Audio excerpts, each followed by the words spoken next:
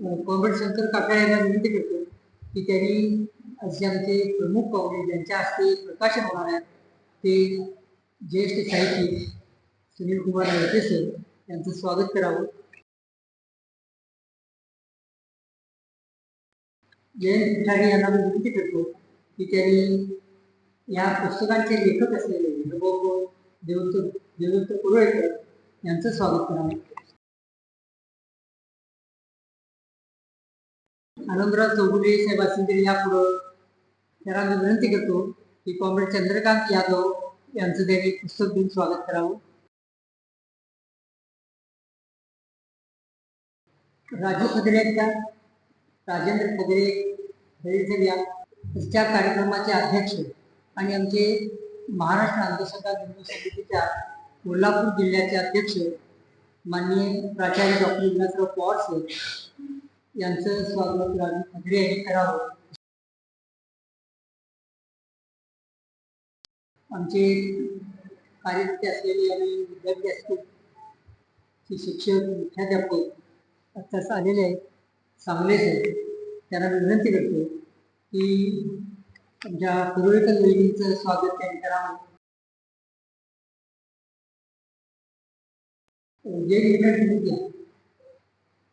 Advocate Rajiv Chavan यांचं स्वागत करण्यासाठी मी जयंत पिठारी यांना विनंती करतो. सर तुम्ही आमचे कार्याध्यक्ष असलेले जाधव त्यांचं स्वागत करा.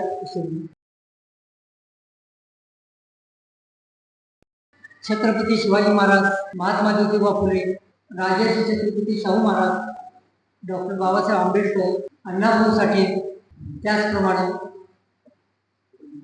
संत तुकाराम, एकनाथ, नामदेव, ज्ञानेश्वर, मुक्ताबाई हे सगळे वारकरी संत, महात्मा बसवनाथ, महात्मा चक्रधर, गौतम बुद्ध, महावीर या सगळ्यांना मी पहिल्यांदा वंदन करतो. आजच्या कार्यक्रमाचे अध्यक्ष माननीय डॉक्टर प्राचार्य विलासराव पवार सर, आमचे आजच्या कार्यक्रमासाठी खास ज्यांच्याशी आपण प्रकाशन करणार होते लवटे सर, ज्यांनी पुस्तकं लिहिली ते कुरळेकर सर, आमच्या या शाखेचे मार्गदर्शक असलेले कॉम्रेड चंद्रकांत यादव, वार्तापत्रांच्या व्यवस्थापक संपादक असलेले राहुल थोरात, या शाखेचे कार्याध्यक्ष असलेले अमोल जाधव, ॲडव्होकेट अजित चव्हाण आमचे जे कायदेशीर सल्लागार आहेत, आणि तुम्ही दोस्तो. पहिल्यांदा मी मुद्दामून महामानवांची नावं घेऊन त्यांना प्रणाम केले. त्याचं कारण असं की आमची संघटना ही त्यांच्या विचारानं चालते आणि ते विचार सगळे आपल्या भारतीय घटनेमध्ये आहेत. आमची संघटना भारतीय घटनेला प्रणाम मानून चालते. भारतीय घटनेला प्रणाम मानते म्हणजे आपल्याला घटनेनं धर्म स्वातंत्र्य, देवा स्वातंत्र्य दिले आहे. त्यामुळे अंधश्रद्धा निर्मूलन समिती कोणत्याही देवाच्या आणि धर्माच्या विरोधात नाही, ही मुद्दाम सांगायला लागते. अंधश्रद्धा निर्मूलन समिती कोणत्याही देवाच्या किंवा धर्माच्या विरोधात नाही. त्याचं कारण असं की भारतीय घटनेनं आपल्याला कोणताही धर्म पाळायचं स्वातंत्र्य दिले किंवा निधर्मी राहायचं स्वातंत्र्य दिले, धर्म बदलण्याचं स्वातंत्र्य दिले, कोणत्याही देवाची पूजा करण्याचं स्वातंत्र्य दिले किंवा न करण्याचं स्वातंत्र्य दिले. मग ते विचार आमच्या पुढे आदर्श आहे. कोल्हापूरमध्ये अंधश्रद्धा निर्मूलन समितीची स्थापना या 1992 साली झाली. आम्ही विद्यापीठ हायस्कूलमध्ये त्यावेळेचे आमचे मुख्याध्यापक असलेले DM पाटील सर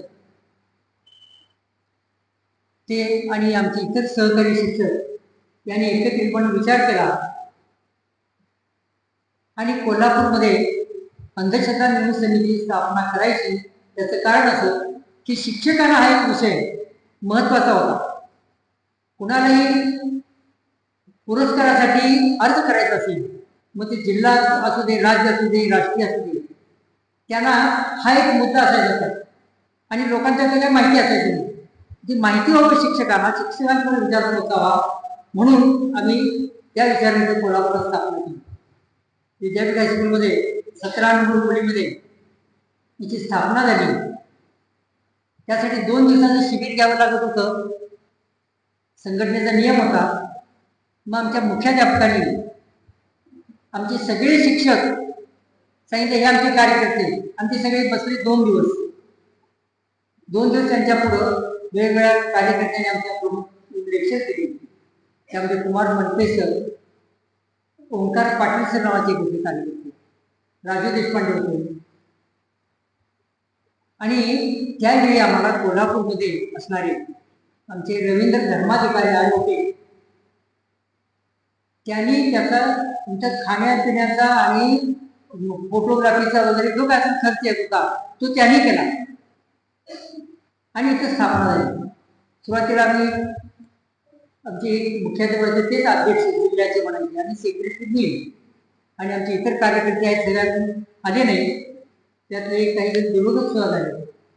पण कोल्हापुरात अशी स्थापना झाली. आणि पुन्हा सांगावं लागतं एवढ्यासाठी की मधल्या काळात माझ्या लक्षात आले की अंधश्रद्धा निर्मूलन समितीचे उपक्रम कोल्हापुरात आम्ही सगळ्यात पहिल्यांदा शाळेतून सुरू केले. म्हणजे आमच्या शाळेची मुलं पहिल्यांदा सगळ्या होळीची पोळी दान करा, होळी लहान करा म्हणून रस्त्यावर गेले. निर्माल्य पाण्यात टाकू नका, गणपती दान करा हे सांगण्यासाठी आमचे विद्यार्थी रस्त्यावर गेले. वाशिममधून दारूबंदी आंदोलन झालं, ते आंदोलन पोलिसांनी आणि प्रशासनाने बरोबर बंद पाडलं. सगळ्या महिला बंद पडल्या, पण यायला त्यांनी मागवलं. मी मुख्याध्यापकांकडे काय केलं बघा, तुम्ही मुलं घेऊन जावायची येत त्या नदीची 72 मुलं त्यावेळी आम्ही घेऊन गेलो त्या आंदोलनात वाशीला.